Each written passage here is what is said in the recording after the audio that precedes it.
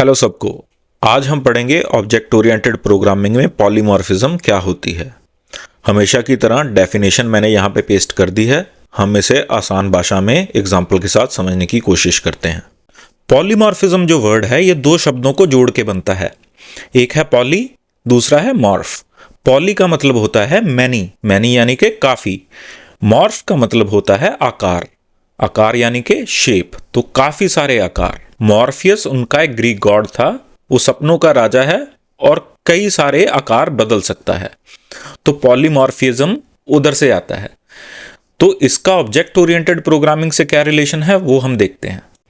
दो तरह की पॉलीमॉर्फिज्म होती है, एक रन टाइम, एक कंपाइल टाइम। पहले हम रन टाइम देखते हैं, फिर कंपाइल टाइम देखेंगे। चलिए, तो मेरे पास इधर एक क्लास है एम्प्लॉय। एम्प्लॉय का एक नेम है और उधर एक मेथड है वर्क। उधर मैंने प्रिंट कराया है एम्प्लॉय इज वर्किंग। उसके बाद मेरे पास एक क्लास है डेवलपर।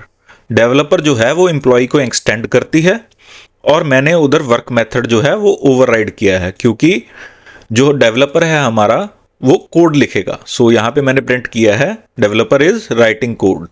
सिमिलरली मेरे पास एक क्लास है मैनेजर, वो भी एक्सटेंड करती है एम्प्लॉय को। उधर भी मैंने वर्क मेथड ओवरराइड किया है। उधर मैंने प्रिंट कराया है manager is managing the team. चलिए, अभी तक हमारे पास क्या है, एक एम्प्लॉय क्लास है जिसमें एक वर्क मेथड है। डेवलपर एंड मैनेजर दोनों उसको ओवरराइड करते हैं। मेन में आते हैं, एक एम्प्लॉय का ऑब्जेक्ट बना के देख लेते हैं।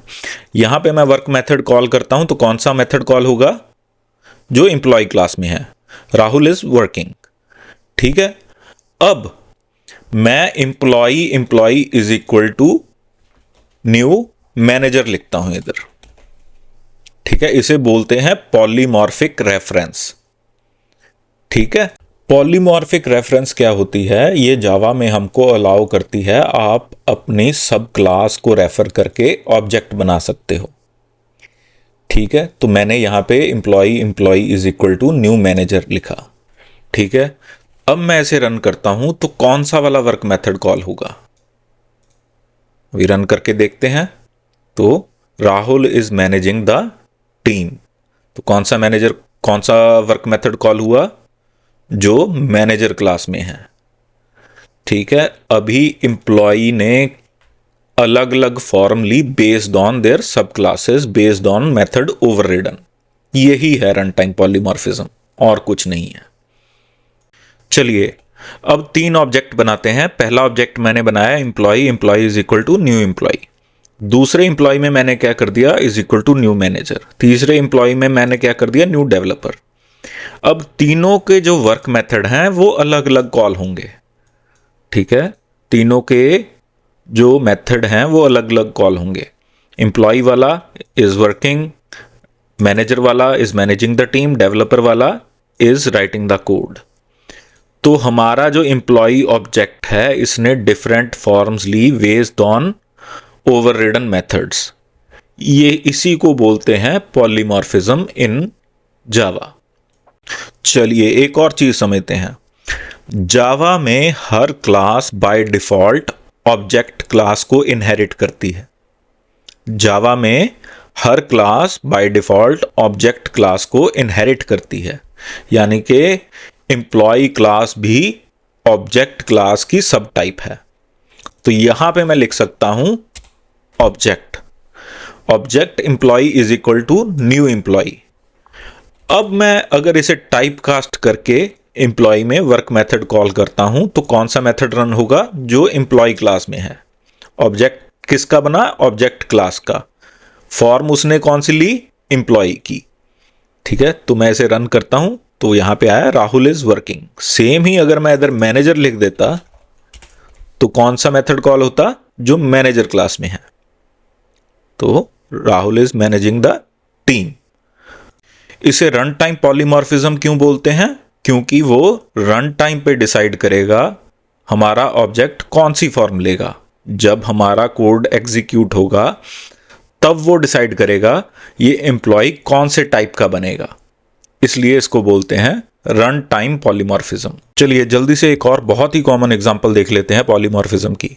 मेरे पास एक एब्स्ट्रैक्ट क्लास है शेप, उसमें एक एब्स्ट्रैक्ट मेथड है ड्रॉ। अब जो भी क्लास इसे इंप्लीमेंट करेगी वो ड्रॉ मेथड को ओवरराइड करेगी। सो मेरे पास क्लास है सर्कल, रेक्टेंगल एंड ट्राइंगल, तीनों ने अपनी अपनी इम्प्लीमेंटेशन दी ड्रॉ मेथड की। तो मैं अगर मेन में जाता हूं, अब मैं एक ऑब्जेक्ट बनाता हूं शेप का, shape 1 is equal to new circle. Shape जो सेकंड शेप है उसको मैंने रेक्टेंगल का ऑब्जेक्ट दे दिया, और तीसरी शेप है उसको मैंने ट्राइंगल का।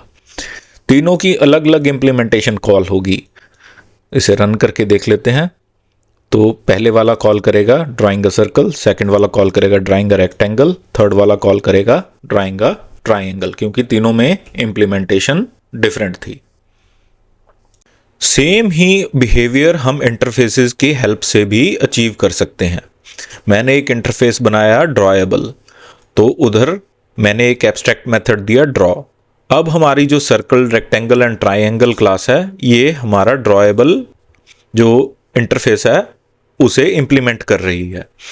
तो ये करेगी ओवरराइड ड्रॉ मेथड। तीनों ने अपनी अपनी अलग अलग इंप्लीमेंटेशन दी है ड्रॉ मेथड की।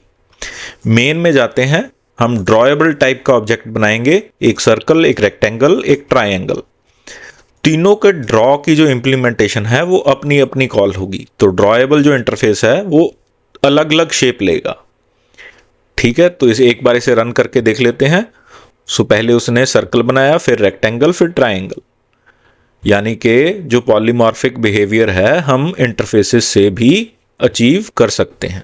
चलिए एक बार डेफिनेशन पे आते हैं, फिर उसके बाद कंपाइल टाइम पॉलीमॉर्फिज्म देखेंगे। Polymorphism in OOPS is one of the 4 important principles of object-oriented programming, which allows objects of different classes, objects, variables and methods to exist in different forms. So, employee जो है वो manager के रूप में भी exist करता है, वो डेवलपर के रूप में भी एग्जिस्ट करता है। Ability to take different forms. With the help of polymorphism in object-oriented programming, it is easy to represent one single form into various forms. So, same he example, employee हमारा जो है वो मैनेजर भी हो सकता है, वो डेवलपर भी हो सकता है, वो PM भी हो सकता है, वो कुछ भी हो सकता है। ठीक है, तो एम्प्लॉई जो है हमारा कितनी सारी फॉर्म्स ले सकता है, इसी को पॉलीमॉर्फिज्म कहते हैं। चलिए कंपाइल टाइम पॉलीमॉर्फिज्म देखते हैं। मैंने एम्प्लॉय क्लास में अब 3 मेथड डिक्लेयर किए, तीनों का नाम वर्क है और तीनों अलग अलग आर्गुमेंट्स लेते हैं। ठीक है, इसे बोलते हैं मेथड ओवरलोडिंग। हमने पहली वीडियोस में भी पढ़ा है, मेथड का सिग्नेचर सेम रहेगा, बस उसके आर्गुमेंट्स चेंज होंगे। नाम भी सेम है और उसके सिग्नेचर भी सेम है, बट वो आर्ग्यूमेंट अलग अलग लेता है। पहले में वो सिर्फ वर्क है, कोई आर्ग्यूमेंट नहीं लेता, उधर वो लिख देगा एम्प्लॉय इज वर्किंग। दूसरे में वो कितने घंटे काम कर रहा है, वो आवर्स लेगा, वो प्रिंट करा रहा है, he worked for these many hours. तीसरे में वो किस प्रोजेक्ट में काम कर रहा है, उधर हमने स्ट्रिंग ली, वो प्रिंट करा देगा।